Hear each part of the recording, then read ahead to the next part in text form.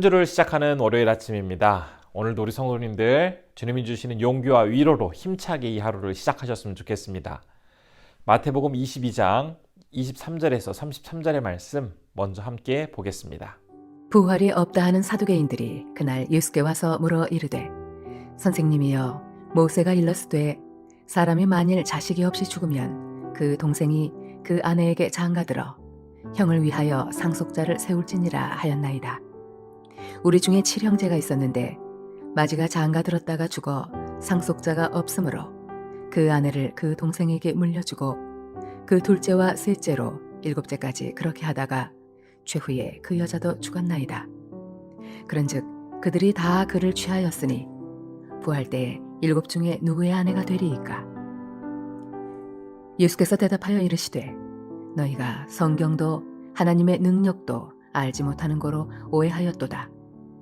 부활 때에는 장가도 아니가고 시집도 아니가고 하늘에 있는 천사들과 같으니라. 죽은 자의 부활을 논할진대 하나님이 너희에게 말씀하신 바 나는 아브라함의 하나님이요 이삭의 하나님이요 야곱의 하나님이로라 하신 것을 읽어보지 못하였느냐? 하나님은 죽은 자의 하나님이 아니요 살아있는 자의 하나님이시니라 하시니 무리가 듣고 그의 가르치심에 놀라더라. 우리는 앞부분에서 예수님을 만났던 바리새인과 헤롯 당원의 이야기를 살펴보았습니다. 오늘 함께 읽은 말씀에는 또 다른 어떠한 종교 지도자들이 나오는데요. 바로 사두개인들입니다. 그들이 예수님께 질문하는 것을 볼 수 있습니다. 사두개인들은 부활을 부정하는 사람들이었습니다. 그렇기 때문에 죽음 이후의 세계를 상상하려고도 하지 않았던 그런 사람들이 바로 이들이었습니다. 그런 사두개인들이 죽음 이후에 벌어질 일에 대해서 예수님께 질문한다는 것은 굉장히 어떻게 보면 황당한 그러한 상황이었습니다. 그들의 질문은 어떤 것이었죠? 7명의 아들이 있었는데 첫째 아들이 결혼하고 나서 죽고 난 후에 이제 상속할 아들이 없어서 둘째 동생이 형의 그 부인을 아내로 맞고 이렇게 해서 막내까지 이 한 여인을 계속해서 아내로 맞이하게 된다면 만일 부활할 때에 이 여인은 7명의 형제 중에서 누구의 아내가 되느냐라는 그러한 질문이었습니다. 이러한 질문은 부활의 개념에 대해서 제대로 알지 못하고 단지 죽었다가 몸을 다시 가졌을 때의 상태로 돌아가는 것이 부활이라고 생각을 하고 있었기 때문에 이런 어처구니 없는 그런 질문을 하고 있었던 것입니다. 부활에 대해서 온전히 이해하고 있지 못했기 때문에 그들은 이 부활이라는 것을 받아들이지도 않았을 뿐만 아니라 지금 본문과 같이 황당한 그러한 질문을 하고 있었던 것이죠. 이런 질문에 대해서 예수님은 어떻게 답변을 하고 계실까요? 32절에 보면 이렇게 기록을 하고 있습니다. 나는 아브라함의 하나님이요 이삭의 하나님이요 야곱의 하나님이로다 하신 것을 읽어보지 못하였느냐? 하나님은 죽은 자의 하나님이 아니요 산 자의 하나님이시라 하니. 지금 예수님은 출애굽기 3장 6절에서 불타는 떨기나무 곁에서 모세가 하나님을 만날 때에 당신을 나타내시는 그 장면을 인용하고 있습니다. 출애굽기 3장 6절의 말씀도 제가 한번 읽어보겠습니다. 또 이르시되 나는 내 조상의 하나님이니 아브라함의 하나님, 이삭의 하나님, 야곱의 하나님이니라. 모세가 하나님 배웁기를 두려워하여 얼굴을 가리매.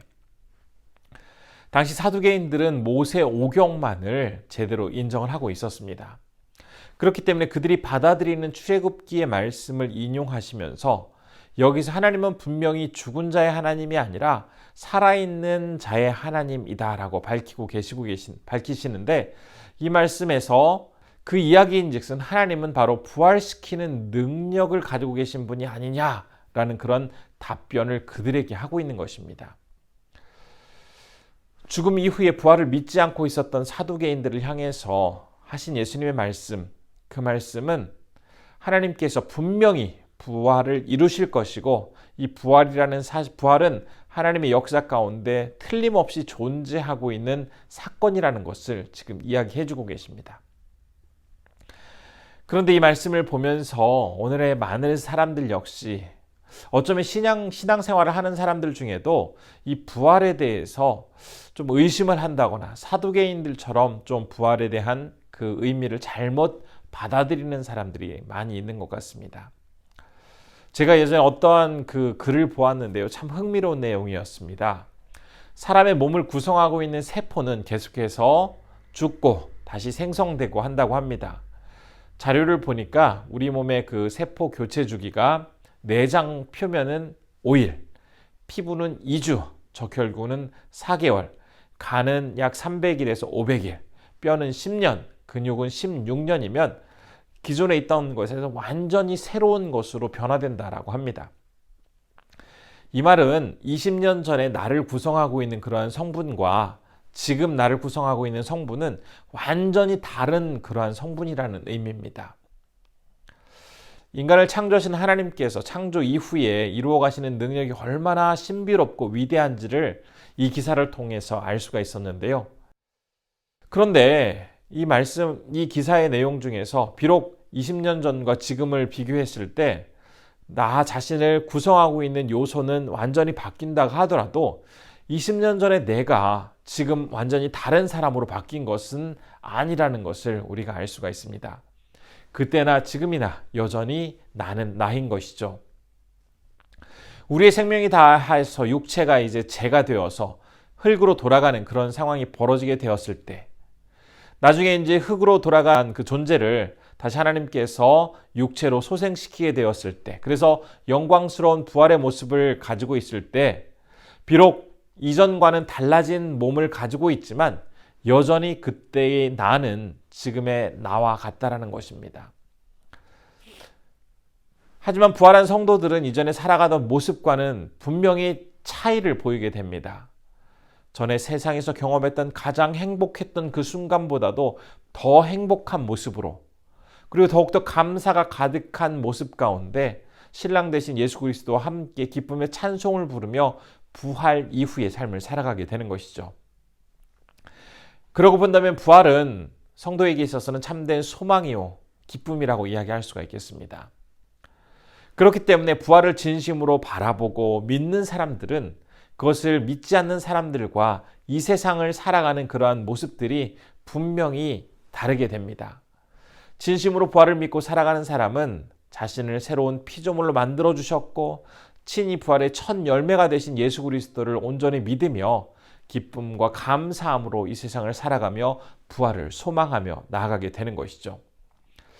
예수님으로부터 부활의 진정한 의미가 무엇인지 다시 들은 이 사두개인들, 그들은 그 질문 가운데 그리고 그 답을 들으면서 자신들의 어리석음만을 다시 발견한 채 결국 그 자리를 조용히 떠나게 됩니다.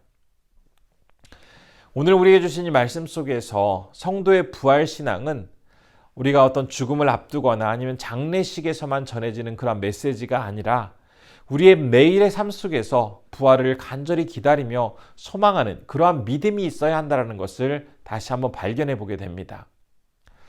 예수님께서 당신의 그 피를 쏟으시면서 우리에게 허락하신 그 영원한 생명, 그로 인해서 우리에게 주어진 그 부활의 영광, 이 부활의 영광을 오늘도 묵상하며 혹시 어떤 어려움과 난관이 내 앞에 놓여 있다 할지라도 다시 한번 힘차게 부활하신 주님과 함께 그 어려움을 이겨내는 우리 성도님들 되시기를 간절히 소원해 봅니다. 기도하겠습니다. 첫 번째, 부활에 대한 소망을 가지고 오늘도 주님 안에서 믿음으로 굳건하게 살아갈 수 있도록 인도해 달라고 기도해 주셨으면 좋겠고요. 두 번째로는 티국의 주선교사님, 하선교사님 매 순간 은혜를 더해 주시기를 기도했으면 좋겠습니다. 기도하겠습니다.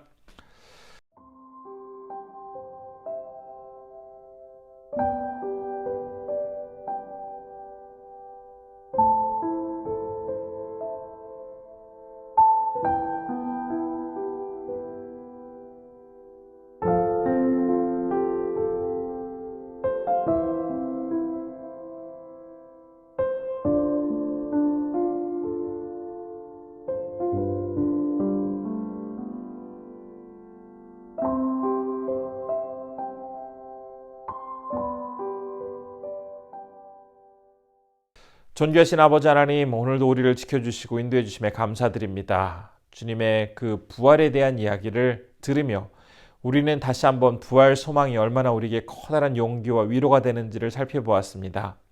지금 이 세상을 살아갈 때에 가장 행복했던 순간보다도 더 행복하고 더 아름답고 온전하고 기쁜 모습으로 주님과 함께하며 살아가게 될 부활의 그 순간을 기대하며 우리가 오늘도 묵묵히 최선을 다해 이 하루를 살아갈 수 있도록 붙잡아 주옵소서. 오늘은 태국에서 사역하시는 주선교사님, 하선교사님을 위해서 기도합니다. 하나님께서 건강을 허락하여 주시고 매 순간 은혜를 더하여 주심으로써 그 사역 잘 감당하실 수 있도록 주님 함께하여 주옵소서. 언제나 주님의 크신 은총 속에서 승리하실 수 있도록 우리 선교사님 붙잡아 주시고 오늘도 우리 성도님들 하나님께서 함께해 주심에 다시 한번 용기 내게 하시고 주님께서 말할 수 없는 그 사랑과 은혜로 이 하루도 힘차게 지내실 수 있도록 주님 인도하여 주옵소서. 모든 것 주님께 의탁드리오며 예수님의 이름으로 기도드립니다. 아멘.